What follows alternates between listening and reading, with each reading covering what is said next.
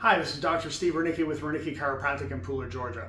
I want to talk with you for a moment about how important crawling is to proper brain development. Most people don't realize that there's anything particular to pay attention to with crawling. And in fact, I've had many times that parents told me that my kid's doing so great that they skipped right over crawling and they went straight to walking. But the reality is that always indicates that something has not gone quite right with brain development. We don't want to skip over stages. Hitting each and every step is important. Skipping over them doesn't indicate things are better. So with crawling, this is one of the activities that really drives the cross-talk and cross-communication between the left hemisphere of the brain and the right hemisphere of the brain. Because in a normal crawl, it is what we would call a cross crawl. And what that means is that the left arm and the right leg are moving at the same time, and the right arm and the left leg move at the same time.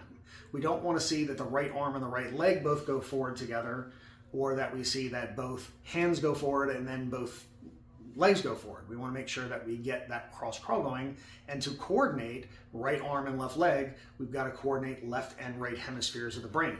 And this is one activity that really starts to develop the activity of a particular part of the brain called the corpus callosum that connects those two hemispheres together and gets communication happening back and forth between the two. So a lot of times kids don't crawl quite correctly, and very often they're just told that they'll just probably grow out of it. And sometimes it seems that they do. However, whenever that doesn't happen correctly, there will always be a consequence later.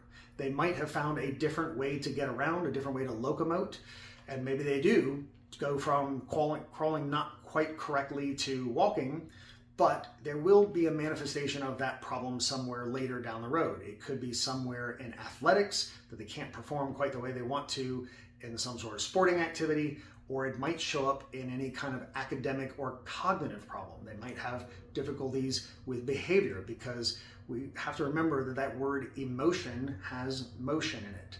The parts of the brain that process movement are also the parts of the brain that process emotion and thinking. That would be another way of saying cognition.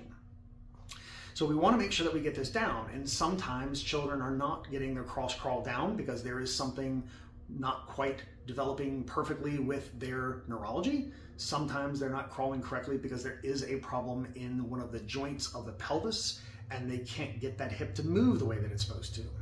So if you notice anything with a child not crawling the way they're supposed to, it would be a really good idea to have them evaluated by a chiropractor that practices functional neurology.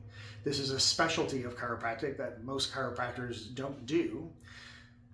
But here in Ranicki Chiropractic, I've got over 1,000 hours in functional neurology at this point, and continuing to further my education each and almost every month. So we would be happy to help to see if what's going on with your child's crawl is something that isn't that big of a deal and they might very well just grow out of it and everything be okay, or if it is something that does require a bit more attention and needs to be addressed. If you'd like any more information, we'd be happy to help. Just reach out to us here at Ranicki Chiropractic. Thank you.